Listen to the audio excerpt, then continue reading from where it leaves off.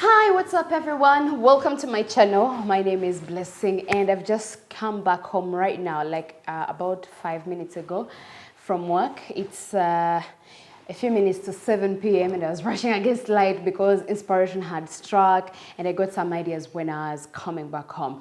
And you know, for creatives, most of us are content creators or creatives, those who are in the industry. Inspiration happens everywhere or anywhere. You know, like the moments when you're sitting on a boda riding back home, or you're heading to work, or you're stuck in traffic jam, or you're in the lavatory, or you are lounging somewhere outside someone's office waiting for an appointment, then you think of something. What I normally do is I quickly jot them down or utilize my memo in my phone. So as I came back home a few ago, I had an idea. It's hot. Give me a second.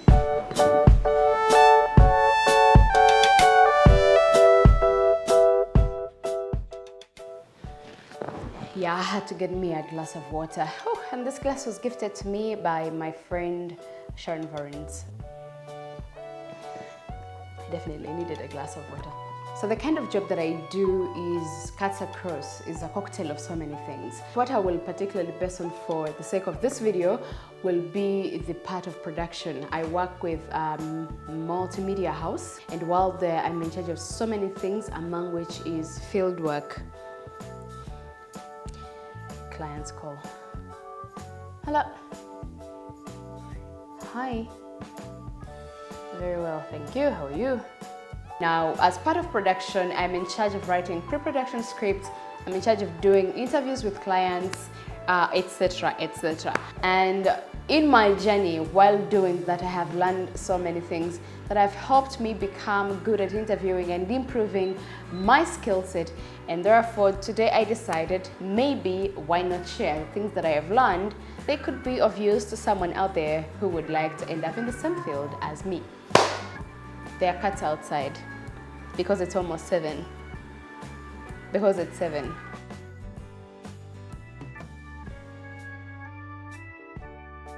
We will go into tip number 1. Tip number 1 to becoming a good interviewer is you have to have a welcoming personality. You want the person that you are seated across or opposite to feel at home. You want to make them feel so comfortable being around you or opening up to you and talking to you. You want to smile more. Be warm towards them. Do not be cold, and try as much as you can to keep contact while they're sharing an answer to a question you just asked.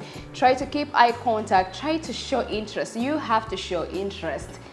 It doesn't matter whether the person you're interviewing is kind of boring or slow in speech or you don't even understand what they're saying.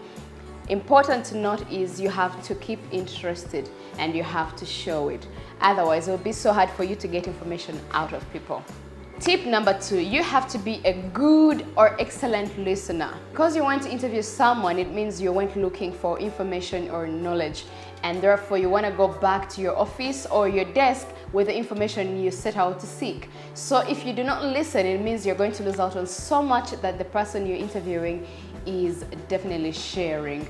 And I think I'm speaking especially for people who are in the field of production, or you go looking for knowledge, not people who are carrying out job interviews. I think that is slightly different. However, a few things and qualities still are similar. Like, no, I don't think people who interview people for jobs are really that welcoming or that interested. They never seem invested in my time. They always seem so rigid and like, we are land, we are here to do you a favor. You either get it or you do not get it. They always have stern faces, but that is part of their job. Tip number 3, please focus on the conversation. When you're interviewing someone and you went out seeking their knowledge or information, remember you met someone, you literally asked for someone's time, and while they sit down with you to share what it is you're looking for, you have to focus on the conversation. You have to keep the conversation going. You have to lead them on. If there is something you feel they haven't shared yet and you want it, do prompt or probe at them to say what it is you're looking for, but you have to do that in a very polite manner. Otherwise, you make someone question why in the first place they gave you their time. Tip number 4, you're supposed to ease the person you're interviewing into the conversation and into the process.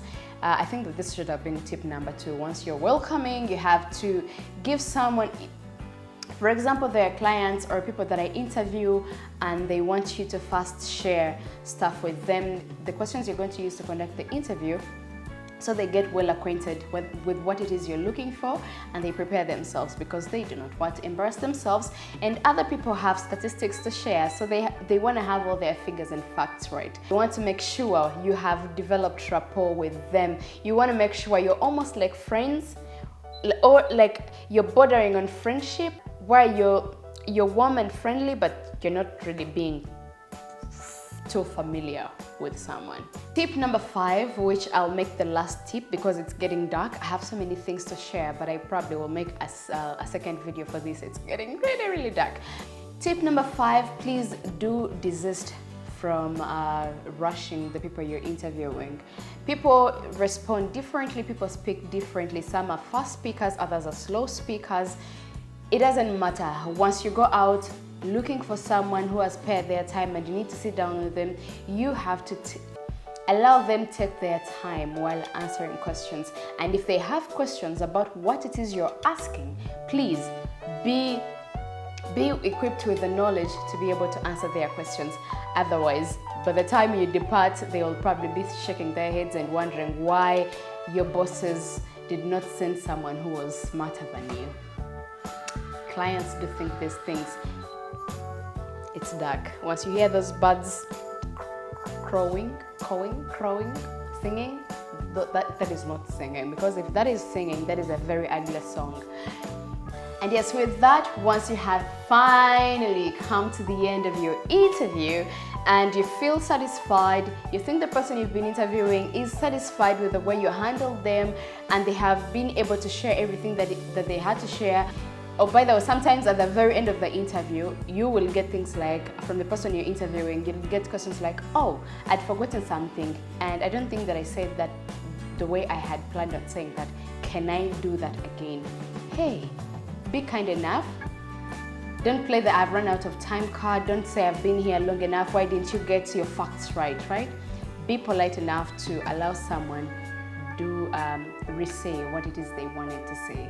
And finally, when you've parted ways, because you want to part ways in a nice way, you shake hands and you smile and you thank them for their time and for everything they've been able to share. Some people leave business cards behind or ask for business cards. It's just a nice gesture. When you get back to your desk, send them an email and thank them for their time and say you think they did well and you can't wait to share with them and see for them to see the final product of what it is they spend their time to participate in. And with that, please do let me know in the comment section if you're enjoying these videos where I share tips about certain things. And if you like these videos, please do give me a thumbs up and don't forget to recommend me or share with your people out there. I thank you so much. See you another day in another vlog. It's another day to be happy. Thank you so much for watching. I love you. And oh, by the way, I need to start signing off by saying I am God's grace in human form, because